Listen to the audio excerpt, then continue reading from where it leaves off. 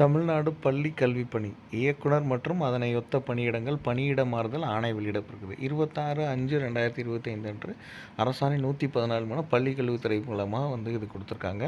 So இதில் பார்த்தீங்கன்னா தமிழ்நாடு பள்ளி கல்விப்பணியில் பணிபுரியும் வகுப்பு 1 சார்ந்த இயக்குனர் மற்றும் அதனையொத்த பணியிடங்களில் பணிபுரியும் கீழ்கண்ட அலுவலர்களுக்கு நிர்வாக நலன் கருதி அவர்களுக்கு பெயர்களுக்கு எதிரே குறிப்பிடப்பட்டுள்ள பணிகளை பணியிட மாறுதல் வழங்கி அரசு ஆணையிடுகிறது அப்படின்னு சொல்லியிருக்காங்க.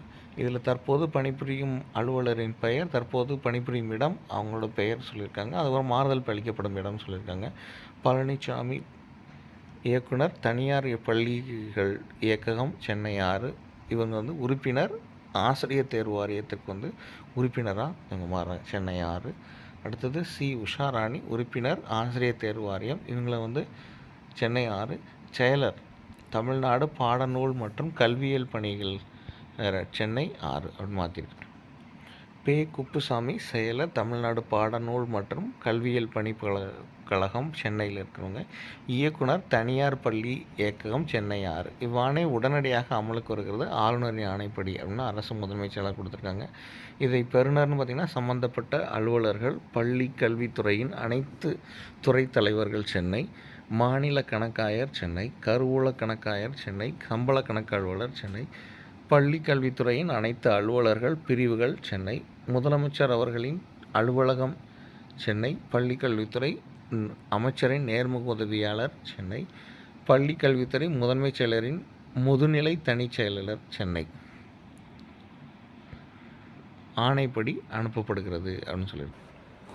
அரசு கலை மற்றும் அறிவியல் கல்லூரியில் மாணவர் சேர்க்கை விண்ணப்ப பதிவு எண் 7/5/2025 தொடங்கி 27/5/2025 வரைக்கும் முடிவடைவதால் மாணவர்களின் நலன் கருதி, ஸோ இதுக்கு தேதி 27/5/2025 இன்றோடு கடைசி நாள் அப்படிங்கிறத முடிவு வச்சுருந்தாங்க. இதை மீண்டும் மாணவர் நலன் கருதி இன்னும் 3 நாள் அடிஷ்னலாக கொடுத்து 30/5/2025 வரைக்கும் அவங்களுக்கான விண்ணப்பத்துக்கான நாளை கூறியிருக்காங்க.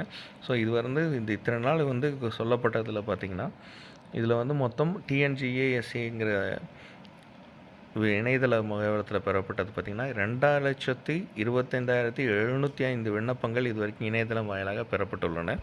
இதில் பார்த்திங்கன்னா மொத்தம் 1,08,619 மாணவிகள், 76,065 மாணவர்கள் மற்றும் 78 3ஆம் பணியிடத்தினர் பதிவு செஞ்சுருக்காங்க. மொத்தம் 1,84,762 மாணவர்கள் கட்டணம் செலுத்தியுள்ளனர். சிறப்பு பணியாளர்கள் தரவரிசை பட்டியல் 29/5/2025 அன்று அந்தந்த கல்லூரிகளில் வெளியிடப்படும். பொதுப்பிரிவிற்கான தரவரிசை பட்டியல்